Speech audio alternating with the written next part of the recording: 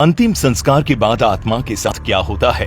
दोस्तों, गरुड़ पुराण में बताया गया है कि मृत्यु के बाद यमलोक से दो यमदूत आत्मा को सिर्फ 24 घंटों के लिए ही अपने साथ ले जाते हैं।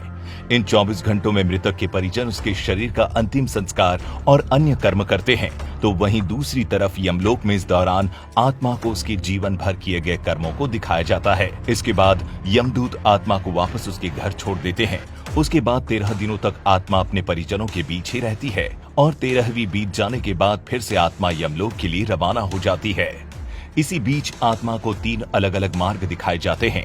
अब इनमें से किस मार्ग पर आत्मा को भेजा जाएगा, ये उसके जीवन में किए गए कर्मों पर निर्भर करता है, जिनमें से जो पहला है वो है अर्ची मार्ग, जो कि देवलोक की यात्रा का मार्ग है।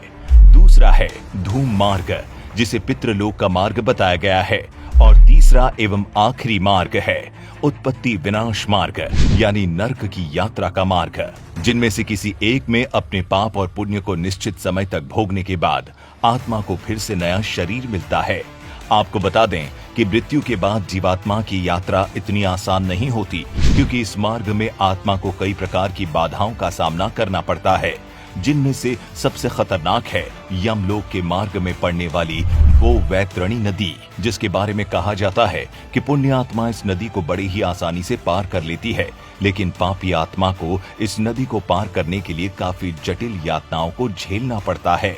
इसका आधार हम गरुड़ पुराण को भी मान सकते हैं, जिसमें बताया गया है कि एक बार जब पक्षीराज गरुड़ ने श्री हरि से पूछा कि हे प्रभु, मृत्युलोक और यमलोक के बीच जो वैतरणी नदी मौजूद है, उसे भला एक जीवात्मा का क्या संबंध है और उसे इस नदी में कैसी सजा भुगतनी पड़ती है? तब उन्हें भगवान श्री हरि ने बताया कि हे गरुड़, जो भी पापी आत्मा इस नदी में प्रवेश करती है, वो रक्त से भरे एक पात्र में घी की तरह खौलाई जाती है।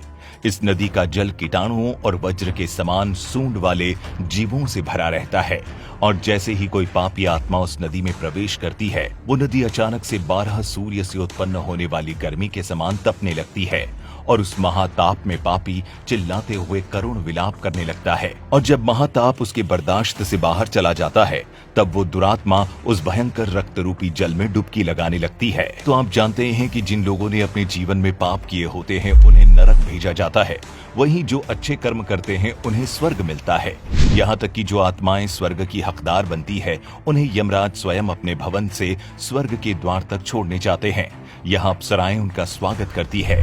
वहीं जो लोग सिर्फ अपने बारे में सोचते हैं और जिन्होंने अपने पूरे जीवन काल में किसी दूसरे का हित नहीं किया होता, उन्हें नर्क में स्थान मिलता है।